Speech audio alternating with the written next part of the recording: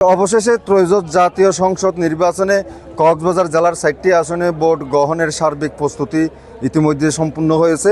আজকে পর্যন্ত ছোট খাটো কয়েকটি অভিযোগ থাকলেও কিন্তু সার্বিক পরিস্থিতি কক্সবাজারের শান্তিপূর্ণ রয়েছে বলে ইতিমধ্যে প্রশাসন আমাদের জানিয়েছেন, এবং বড় ধরনের কোনো অভিযোগ প্রার্থীদের পক্ষ থেকে পাওয়া না গেলেও যে সমস্ত অভিযোগ এসেছে এই সমস্ত অভিযোগ ইতিমধ্যে জেলা প্রশাসন খতিয়ে দেখছেন এমনটি আমাদের জানিয়েছেন। কক্সবাজার জেলার যে ৬০টি সংসদীয় আসন রয়েছে এসব সংসদীয় আসনের ভোট গ্রহণের জন্য ৫৯৮টি ভোট কেন্দ্র রয়েছে। এইসব ভোট কেন্দ্রে ৩৬৭৯টি বুথ রয়েছে। প্রতিটি ভোটে দুটি ভোট গ্রহণের ব্যবস্থা রয়েছে, যেখানে একই সময়ে দুইজন ভোটার ভোটাধিকার প্রয়োগ করতে পারবেন। পাশাপাশি এইসব ভোট কেন্দ্রের নিরাপত্তার জন্য ৭,৭০০ জন আইন শৃঙ্খলার বাহিনী, যেখানে সেনাবাহিনী, RAB, BGB, police, coastguard, navy সহ সংশ্লিষ্ট আনসার, বিডিপি সহ সংশ্লিষ্ট বাহিনীর সদস্যরা রয়েছেন। হোয়াইট প্লাস প্রো সেনসিটিভ স্কয়ারে মাঠের বাইরেও তো আমরা এভাবে দেশপ্রেম দেখাতে পারি।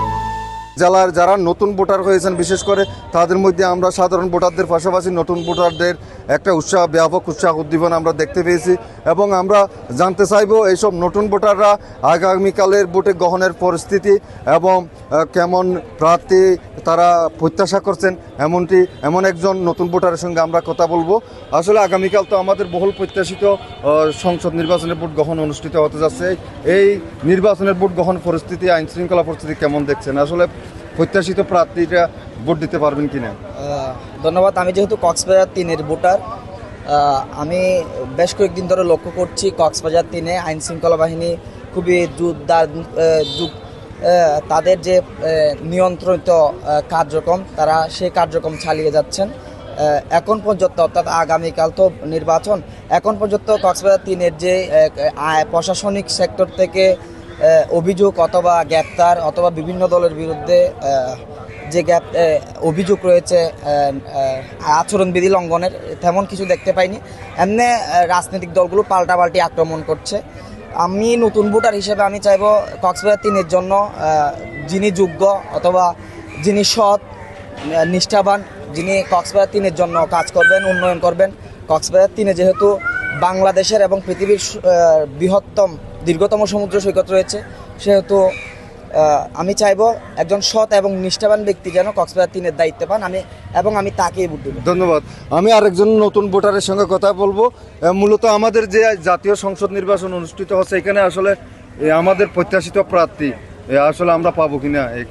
আসলে আমরা অতীতে যেটি দেখেছি যে যারা প্রার্থী তারা নির্বাচনের আগে এক ধরনের প্রতিশ্রুতি দেন, এবং নির্বাচন হয়ে গেলে কিন্তু তাদের যে আচার ব্যবহার সেগুলো কিন্তু পাল্টে ফেলেন। তাদের কাছে যখন আমরা কোনো একটা অভিযোগ নিয়ে যাব, তাদের ৪-৫ জন পিএসকে ডিঙিয়ে তারপরে আমরা প্রার্থীর দেখা বা যিনি সংসদ নির্বাচিত হয় তার দেখা পাই। আমরা এবারে যারা প্রার্থী আছেন তাদের কাছে প্রত্যাশা রাখবো, এটি হচ্ছে কক্সবাজার ৩ আসন, এটি হচ্ছে বাংলাদেশের পর্যটন রাজধানী। সমুদ্র সৈকতকে ঘিরে ৫ থেকে ৬ শতাধিক হোটেল গড়ে উঠেছে। প্রতিনিয়ত নানা রকম পর্যটন কেন্দ্র এখানে কিন্তু গড়ে উঠছে। কিন্তু এই যে এতগুলো হোটেল গেস্ট হাউস হলো, এখানে কিন্তু স্থানীয়দের যে চাকরির ব্যবস্থা, সেই চাকরির ব্যবস্থা কিন্তু হচ্ছে না, সবগুলো বাইরের। আমরা চাই যে স্থানীয়দের কর্মসংস্থান নিশ্চিত করা হোক। কক্সবাজারে কিন্তু একটি বিশ্ববিদ্যালয় নেই, যেটি খুব গুরুত্বপূর্ণ, এবং আমরা চাচ্ছি যে কক্সবাজারে একটি বিশ্ববিদ্যালয় প্রতিষ্ঠা করবে, এতটুকুই। ধন্যবাদ। মূলত আমাদের কক্সবাজারের যে নতুন ভোটাররা রয়েছেন তারা আগামী দিনে তাদের প্রার্থীদের কাছে প্রতিশ্রুতি চেয়েছেন, এবং তারা জনবান্ধব আচরণ করবেন নির্বাচিত জনপ্রতিনিধিরা, এমনটি আশা করছেন। এই ছিল আমার কাছে কক্সবাজার থেকে সর্বশেষ।